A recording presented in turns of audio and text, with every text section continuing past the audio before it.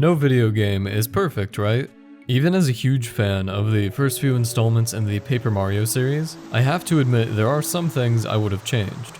But this video is not dealing with my opinionated design choices, it's about 10 mistakes the developers totally missed before the game was released. So let's get this going. Paper Mario's text dump contains 182,898 words, which is bound to have a few typos. I have a feeling there are more hidden throughout the story, but here are the ones I've encountered so far. This toad in Dry Outpost refers to Merlovely as Merlovey. I'll give him a pass on this one since it's kinda confusing how all these spellcasters are some variant of the name Merlin or Merly, but not all typos are created equal. Try Goombario saying, "There are so many of snowmen." You could nitpick "there're" since it's not really used in English writing, but regardless, the "so many of snowmen" here would argue that the sentence still doesn't make sense. In the game's epilogue, you can read the backside of the Toad Town newsboard to learn that Lady Boo was among the heroes that defeated Bowser. Lady Bo is probably not too happy about this. Either Paper Mario is mocking poor journalism, or the localization team made an honest mistake with their name. You just have to admire Junior Troopa's vendetta against Mario throughout this adventure, but somebody forgot to proofread his dialogue. I am really surprised they did not catch this one. Junior Troopa refers to himself as Junior Koopa during the fight scene in Forever Forest. That's not the only time they messed up Junior Troopa's text either. If you try to scare him away using a battle command like Spook, he gets offended and says, "I'll never be scared away by such a cheap trick." You could argue that maybe he was stuttering because he really was scared, but that's just uncharacteristic with the way that they normally do that. I would expect it to be like a B-BE. Yeah, this looks like a typo. There's an additional mistake in this sequence too. Should you upset Junior Troopa during the first half of Mario's turn, he repeats the dialogue when struck by a second move, even when it was never meant to scare him.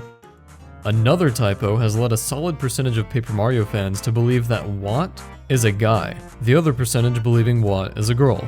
But this isn't just the Mandela effect, because the text boxes for upgrade blocks depict Watt as a he, as in Heel Master Turbocharge for Super Rank, and Heel Master Mega Shock for Ultra Rank. However, Watt is referred to as a she in every other known instance. There's also a strange inconsistency with the Little Oink Farm that I saved for this video. If you talk to Goombario, he calls it Oink Oink Farm. Although Goombario is basically your friendly encyclopedia of Paper Mario knowledge, it is never referenced as Oink Oink Farm by anything else in the game. Whether you question local residents or check the sign right in front of it, all arrows point in the direction of it being named Toad Town's famous Little Oink Farm. This is likely because in the Japanese version, this directly translates as Oink Oink, and was changed to Little Oink when localized. I guess they forgot to change Goombario's text to Little Oinks along with the rest of the game. We meet Bombette in the Kooper Bros fortress, and learn that she can blow up cracked walls. A bunch of them are in this particular room, 2 of which must be broken using Bombette to obtain fortress keys. One of those jail cells has to be entered through the room on the left, and that's not until later on in the dungeon. So once we get there, we blow up the wall, enter the jail cell, and grab the key. But after doing so, you might notice something strange. The crack in the wall is still there, even though the wall itself is not. It seems like they failed to update the flag that removes the crack texture in this room. In Toad Town, there is a blue house that is unoccupied, but locked from the inside. You can eventually access it through a pipe in the sewers after obtaining sushi in Chapter 5, and discover the odd key has been in the house the whole time. Once unlocked, this becomes a useful shortcut connecting the west and east sections of Toad Town tunnels. Except, this key can be obtained much earlier than Chapter 5. And I'm not talking about the blue house skip glitch. Mario can use his hammer to extend his hitbox for collecting items. It's usually slower than running up and just collecting the item as far as speedrunning is concerned, but you can abuse this to grab the odd key that is normally out of reach. The developers placed the key a tad too close to the outside of the house, making it possible to hammer. Thing is, hammering into the corner won't quite do the trick. Notice the collision stops the hammer from touching the ground. Not sure why, but that only applies if you are facing the same direction as the collision before hammering. Easiest way to do this is position Mario while facing right, perform a spin in place, hold left, and press B. The hammer will go through the house, and so long as you're close enough to the odd key, it's all yours. Unfortunately, you cannot use it to unlock the house from outside, but the developers certainly did not intend for you to carry around an unusable key until mid-Chapter 5. This was fixed in more recent versions of Paper Mario, but on the Japanese release of the game, there is a really strange side effect when holding WAT. Normally, if you touch an overworld hazard such as spikes, lava, or fire, Mario loses 1 health. Having said that, while using WAT's ability, overworld hazards will now deal 2 damage. At least they fixed this for US and PAL, but why was this even a problem to begin with? In the Crystal Palace, we fight a squad of white clubbas in the foreground. Because the whole dungeon operates using mirrors, this ends up clearing the clubba statues in the background. But that's beside the point, because the oddity here lies within the coins awarded after battle. Unlike literally everywhere else, individual coins collected in this room increase our coin count by 2 instead of 1. While they may have wanted to give the player more coins without pushing the game's limit, a more likely explanation is that the coin value gets written to twice. And that would suggest somebody made a programming error that ended up unnoticed. Kooper's Overworld Ability has a handful of problems I covered in the Kooper is broken video, but this one seems lazy. Shortly after those clubbas, there is a blue switch across this gap that we can hit with a shell toss. This will spawn a bridge on both sides of the mirror. Really simple. But they forgot to lock Mario's movement during the cutscene, so you can just walk out the door while the bridge is spawning. Upon re-entering the room, the cutscene restarts automatically, which temporarily prevents the switch from disappearing. You're not able to hit the switch again though, it has no collision. If you've seen my other videos, you're probably no stranger to the idea of objects being stored 1000 units below a given room's origin, which is where they end up before or after they are needed for a cutscene or some other reason. But an odd outlier can be found behind Kooper's house in the fuzzy minigame room, located way off the map.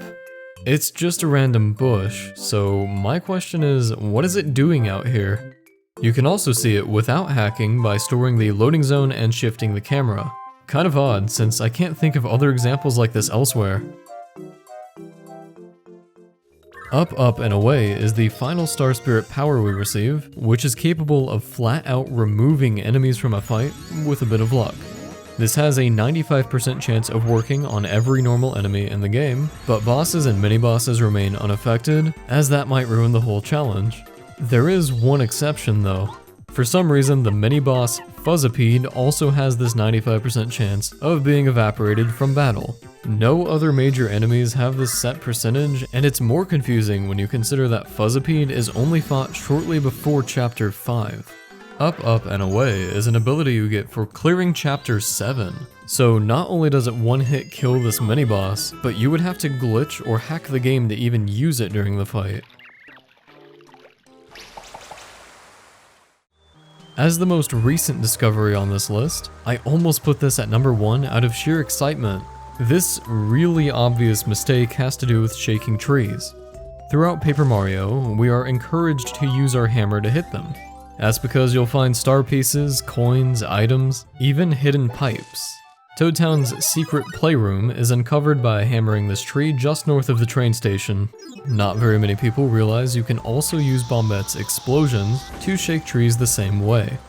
Each tree has a unique bomb hitbox, but as you can see, bombing the tree that uncovers the minigame pipe does not work. And that's because somebody misplaced the bomb hitbox.